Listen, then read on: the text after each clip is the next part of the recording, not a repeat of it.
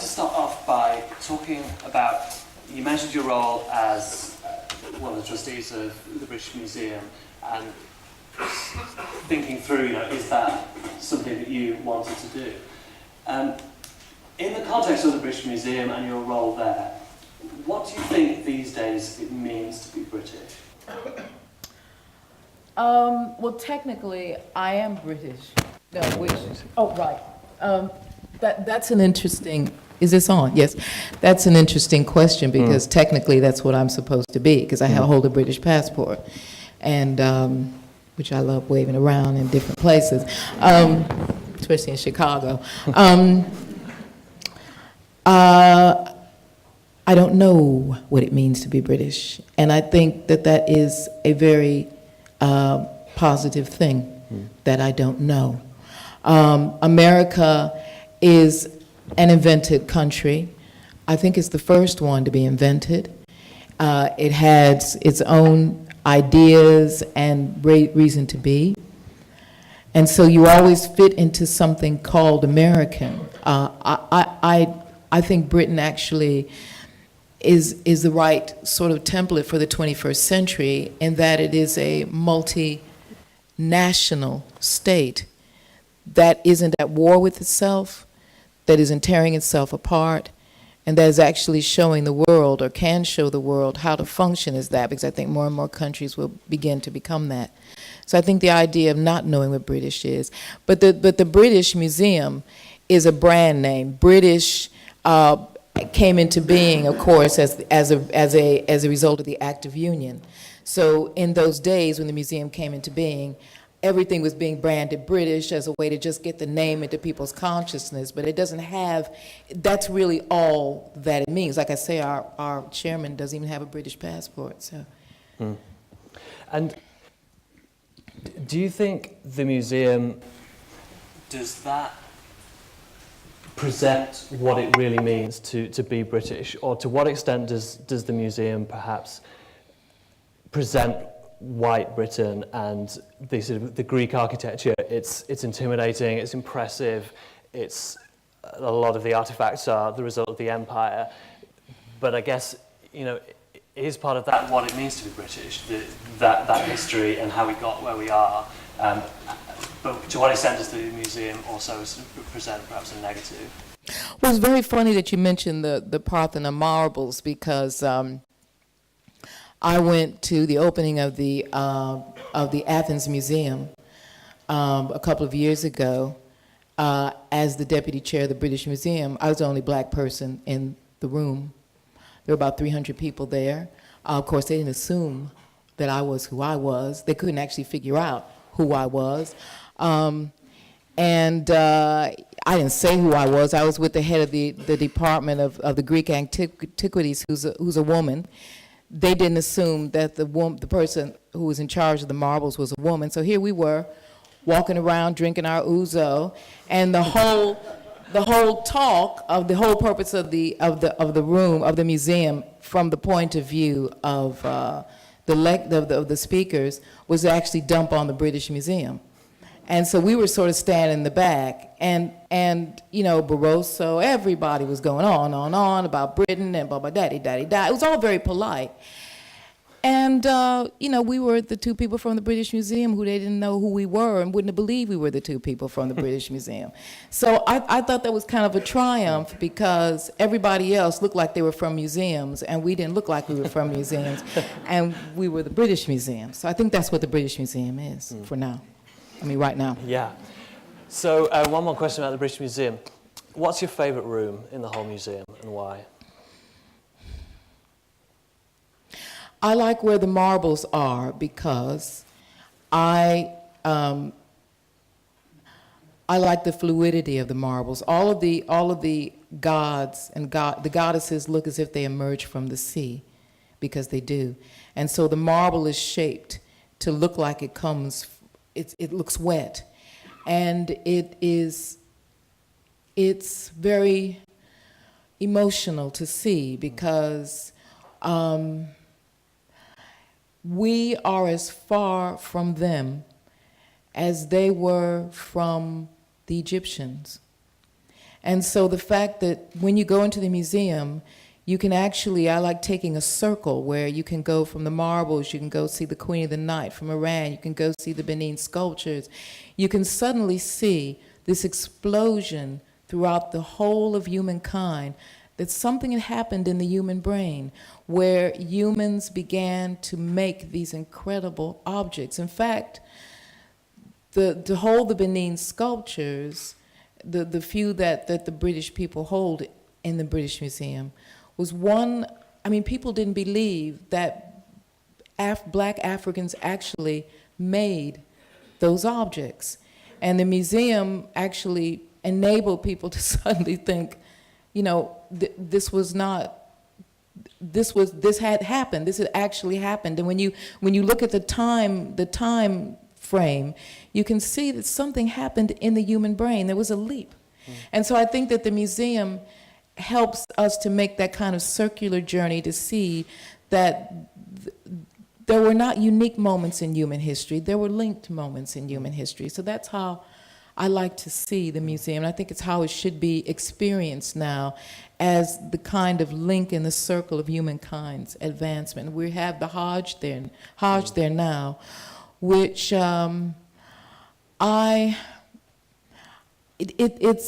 and unless you're a believer, of course, you're not allowed into the holy spaces, the holy places.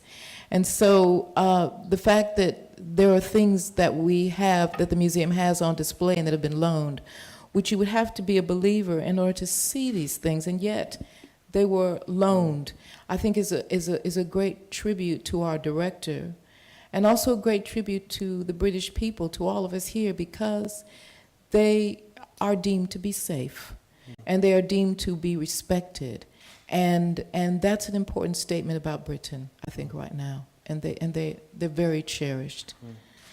Okay. Well, before I open it up to the floor, one more question, and this time about leadership, because obviously the students that are on our program are future leaders, people who are wanting to develop their leadership careers, and I wanted to explore that in the context of some of the stuff that you said about President Obama. And you alluded to the quote that you wrote in The Guardian at the beginning of Obama's campaign. Can I read that back to you, what you said about him? Okay, so what you said, the truth is, I just can't warm to Obama. Maybe I'm just too working class, too old school to trust black people who look that slick outside of business, who look that slick outside of a show business or the church. Maybe I distrust someone who allows others to compare himself to JFK or even MLK. I was around when they were alive. He's not them. And then you said, as you said, you were kind of a convert from a skeptic to being much more positive about Obama. But I suppose let's explore. I mean, do you need to be slick to be a leader these days? Can you be a leader without being that slick? Well, let me explain slick, first of all, in my context. Like I said, I'm from a South Side working class, the same area that Michelle Obama grew up in. Slick is a kind of con artist in a way, somebody who's like putting on a show in order to win people over. And also Barack has an accent. His voice is put on. He learned this voice, of course, because he didn't grow up in this milieu, but he learned it and he embraced it. But I could hear that it's a little bit too. You know when you hear somebody who's just trying a little bit too hard, you think, what's he hiding? What's going on there? So I mean, when he first hit the scene, I just really and again, as I say, coming from the 60s generation, I call the struggle generation, anybody who called themselves Barack Obama, my first response was, what's his real name? Is it Alvin Jones? What? Of course, I didn't know he was actually an African man. He was for real. He was actually an African American in the sense that he had direct African parents. So, there's a lot of things I had to learn. I had to also learn, and this is the downside about being away from your country for so long, you become a bit static. I didn't take on board the fact that so much had moved on, particularly with the millennials and Generation X and all of that, people who had just really gone. I mean, my generation laid down in front of the schools and kicked the doors down, and they walked in and got the Harvard degrees, on top of us, So I'm thinking, who is this guy? But I learned, he's taught me a lot about how to manage expectations, about how to do the job that you know in yourself that you've got to do, about how to pivot, and pivot in a way that you don't lose your values, you don't lose your original idea, and also how if you make a mistake, how you salvage the mistake, but also use it as a way to teach those behind you. He's very legacy-minded.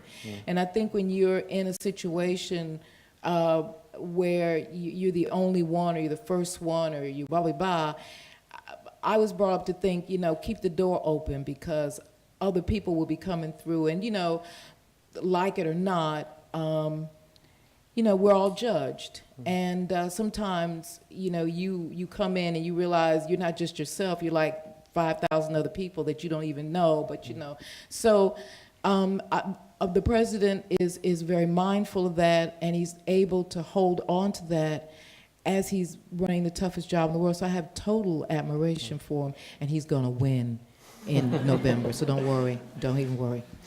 And the point you made about JFK, MLK, he's not them, where do you think he is now in terms of historical black figures in context? Is he up there with MLK now, or do you think he's still kind of way off there? Well, I'm working on a possible program about the 50th anniversary next year, the March on Washington, the I Have a Dream speech, and I, of course, remember that as a child. Obama is the fulfillment of that. He's the beginning of a new era, and he's the end of an old era.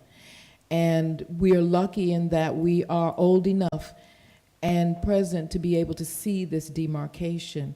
I didn't understand what the word post-racial meant. I was actually offended by it, because I thought, how in the hell you have a post-racial world, but what I've come to understand is that it involves a world in which, especially younger people are saying, yeah, I'm very conscious of being Asian. I'm proud of it. I'm proud of all these things. But, don't let me define that. Don't put a tag on me and say, oh, my parents came from Pakistan, so I'm into this. No, don't do that. Let me tell you who I am. So that to me is a definition of it. And I think Obama, who a lot of people, there's a really big existential fear of black people in the United States, and you can imagine what some people must be, they wake up every morning thinking, I can't believe these people are in the White House. I mean, my God, it's the end of the world. But he's brought that to the surface, and so in a sense, he'll go down as a great president, because he's growing the country up. I just hope he doesn't become a victim, but he's growing the country up. Okay, so let's take some questions from the floor. What I'm going to do is I'm going to take 3 questions at a time, and then ask Bonnie to answer the questions in groups of 3. And if we can keep them as short as possible so we can get through as many questions, and let's try and have questions rather than sort of mini speeches for a few minutes. So see some hands of who would like to ask a question, and we'll get a mic to you so you can ask a question. You may as well start right where you are. Hi, I really enjoyed your talk. Thank you very much. It was wonderful. Thank you. I wanted to know, I found it really interesting when you said that leaving home was one of the key components to kind of like progressing with your identity, both as an individual and a nation. I wanted to know what part that played in forming your identity, whether or not leaving home meant leaving the family home or leaving America to come move to London. I found that really interesting. Thank you. Great, thank you. And yeah, the lady just in front there. My question follows on quite nicely from that. As someone on their way to America with a green card in her pocket. Well done, well done, well done. I'd like to know what you miss most about the States. What do I miss most? Yeah, Okay. and also about the UK when you're not back here. Okay. All right, one more. Let's see, one more hand. Yeah, just Thanks. Thanks, Bonnie, for your talk. That's very inspirational. Thank you. I just wanted to ask you about your appearance on BBC Question Time, and I know you've become well known for... I think it's going to be on my tombstone. if I have one. One of the things that came out of that is, during your interviews to the media, you said it was one of the creepiest and strangest things that you ever did. I just wondered if you could sort of expand on that and tell us how it felt just before and just after. And also, did you feel more of a sense of being British after that, sort of taking on Nick Griffin? And did it change your view of our political system, having a right-wing person on mainstream TV? Thanks. Thank you. Over to you, Bonnie. To the first question, leaving home was very important and necessary for me. I come from a very close-knit family, a very strong mother and father. My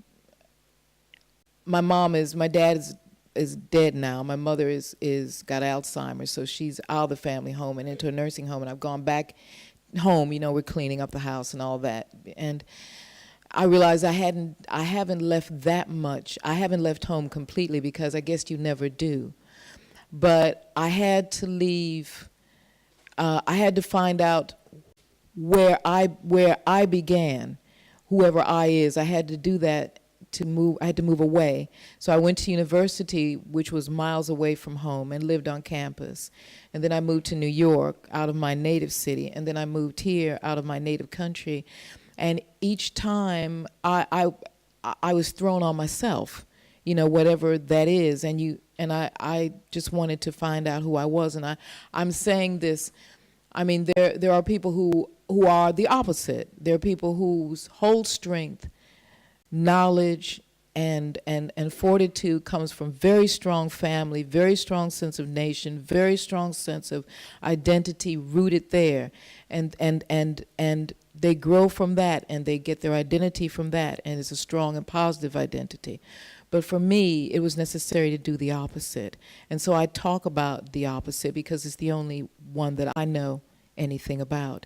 But I think it is important at some point to leave home, even if it's a tiny bit of time, either in your mind or in yourself, to find out who you are. What do I miss about the United States? Americans are very open. They really are. Sometimes too much. But if you walk into a room, if they say, have a nice day, they mean it. They do. It's not platitude. It's not a joke. They really mean, have a nice day. If they don't like you, they'll tell you, and they mean they don't. And if you don't show emotion, if you feel something and you don't show it, that freaks them out. If you're sad and you don't show that you're sad, if you have, especially being English, the English, and this is what I've learned from England, which I love.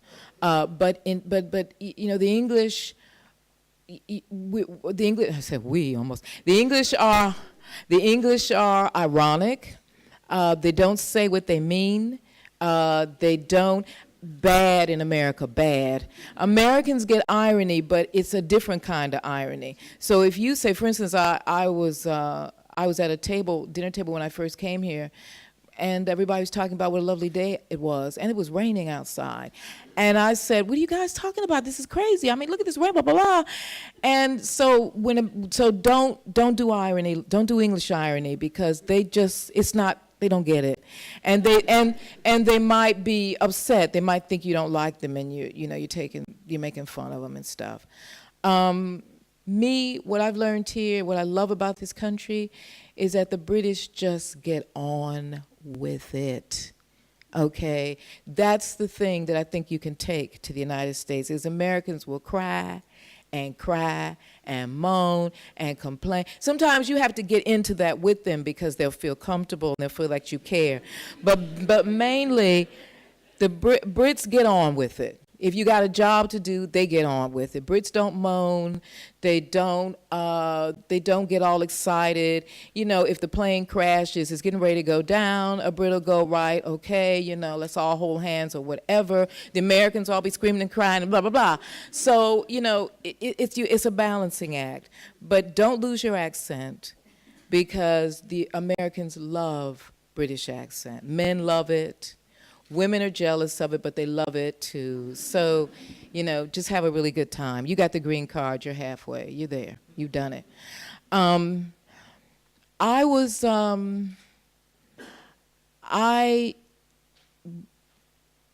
shocked at how unprepared Nick Griffin was.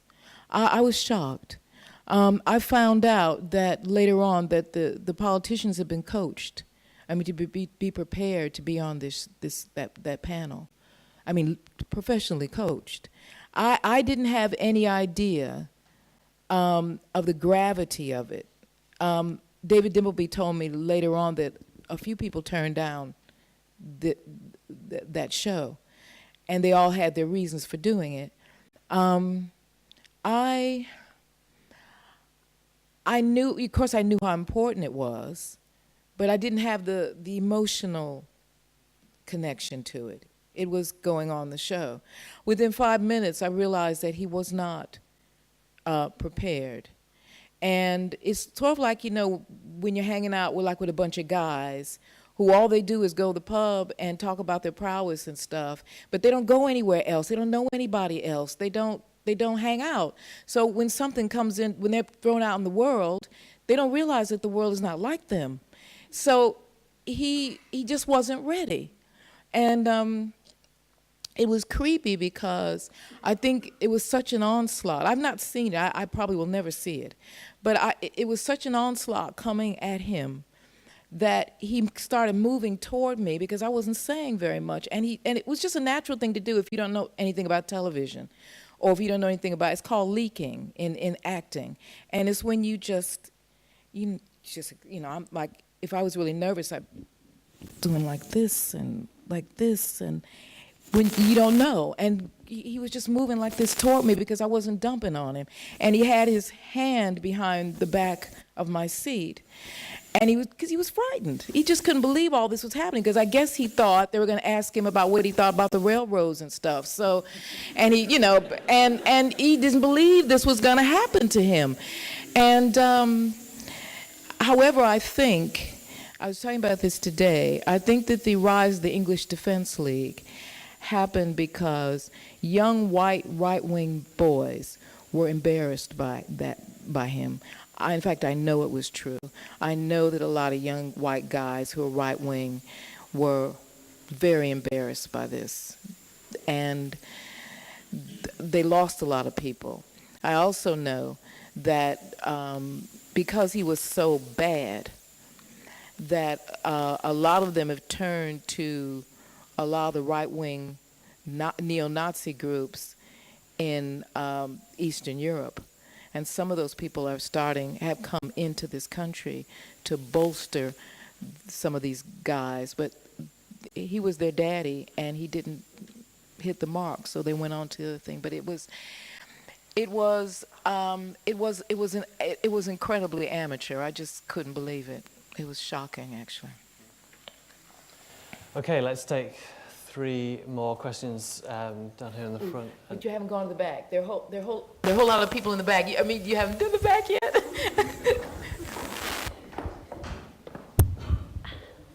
Let's see some hands. All right, there we go. There's somebody. Thank you. Just a short question. Why do you think it was that you were chosen as a black American woman to be a trustee of the British Museum? Okay, and finally from Timmy down here at the front.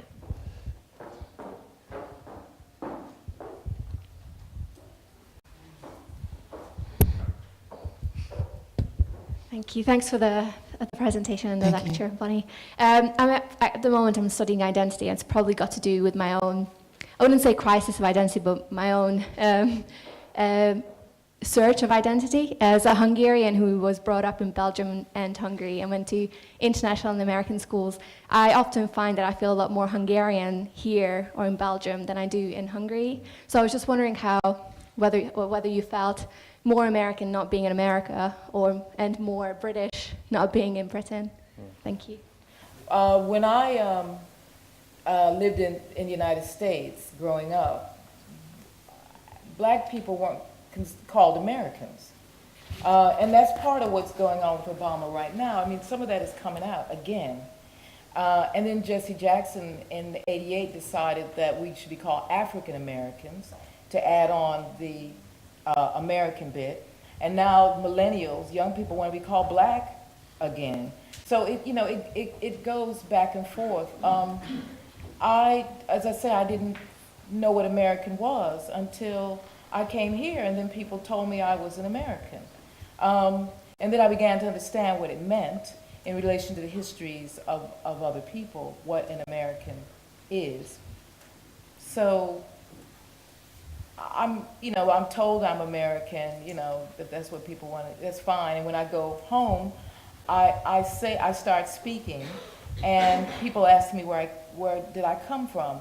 And I say, I came from the same place as you. And they go, but you sound really strange. And so then I gotta go and then everybody's all right. So, in a way, it doesn't matter, because it's about people trying to lock you down.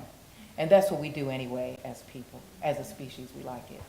I think Neil McGregor would have had a hand in deciding pretty much who's on the board of the British Museum. And I think, I've never asked him, but I think he wanted to say something, because again, as I say, the head of the board isn't even British, he's Irish. And so I think he wanted to say something about the universality of the museum, and that the word British was, as I say, a brand name, and it was something that was important around that era. So it's called the British Museum, but I'm speaking, I don't know what Neil's thinking was, but he was thinking that I don't want to lock down what this museum is and what it's about. And so maybe that's what he was thinking. It's the only thing that really works for me. One of the things I've learned since I've come to the museum, I've always felt it, but there isn't really any such thing as race as we use the term. We use the term race to distinguish between people's skin, but that's only this much of who we are. And one of the things that I learned in doing my research to be on Question Time was about DNA and about amino acids and all of this stuff, and we're absolutely all the same. And the color of the skin is an adaptation to certain things. For instance, the woman who's deputy head of prehistory in Europe, I asked her, when did people become white? And she said, well, actually the first humanoids of the human family were actually Neanderthals, which is what I was trying to say. I mean, we all laugh at the Neanderthals and think they were horrible creatures, but obviously they weren't that horrible, because when people migrated over from the Fertile Crescent, Iran, Iraq, they made it with those people. They made it with them. So that's what created Europeans. I mean, you can't, this idea of race, I think, is going to go out the window, because when you look at the projection of the world going forward in the next 100 years, IBM and genealogists see the world as becoming brown. So people my color and people who are lighter skinned, that's actually going to vanish. Thank you. Do you think labels are healthy in general, therefore? You were saying when you were growing up, you presented yourself as a black girl and then black womanness, or do you think they can actually be imprisoning? Okay, and the lady at the back, and that's all we're going to have time for, I'm afraid.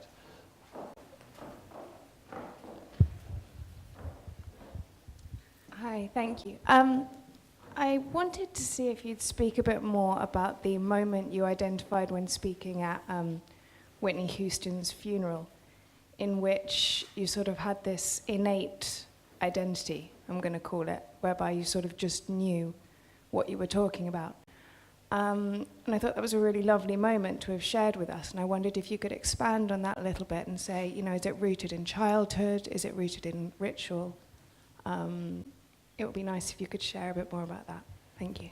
Okay, fine. They're helpful if they help you. If they don't help you, they are unhelpful. I mean, that's the only thing I can say. You know, if they help you, then they work. But there's a point where they don't, and then you got to drop them, or somebody's got to drop them. But you know, we make labels because sometimes we need to hide behind stuff to get ourselves organized, and then we can come out. You know, but it's when the label stays too long, then it's toxic. And sometimes, you know, this is a very labeling society. That's the one thing I have about the UK that I have to sit back and kind of look at sometimes. Sometimes I'm in meetings and people are just talking about their class and their labels. Nothing else is really happening. They think it is, but nothing else is happening. It's like being in Alice in Wonderland. But, you know, if they help, I hope that makes sense. But you have to, I think as you get to know what that means. I don't mean to be sort of mysterious about it, but you get to know when suddenly the label doesn't work. Because sometimes we need them in order to get through a door, or you need to do something.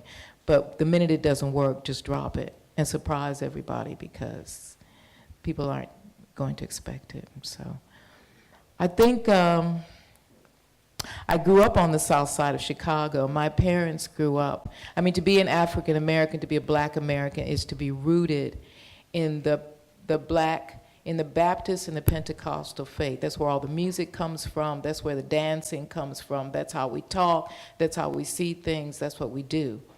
And if you grow up in a black American family, for the most part, you are rooted in that. You know, you just know it.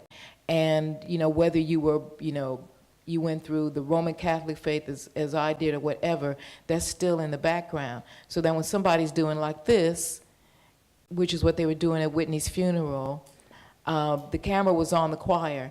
The choir stood up and did this. And I knew right away it meant two things: that the coffin was being brought in, and the mother was being brought in. So they were greeting her, but they were also telling her, Whitney's crossed over, don't cry. And they were wearing gold, and they were wearing white.